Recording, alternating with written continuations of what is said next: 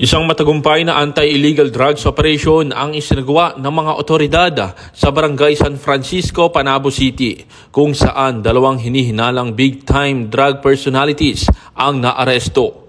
Sa ulat ng Police Regional Office 11, kapwa na aresto ang mga sospek na nakilala lamang sa alias na Cesar at Gang. Sila ay nasakote ng pinagsani-puwersa ng Davao del Norte Provincial Police Office at ng Philippine Drug Enforcement Agency. Nakuha sa mga sospek ang 4 na kilo ng hinihinalang shabu na may tinatayang halaga na 27.6 million sa street value.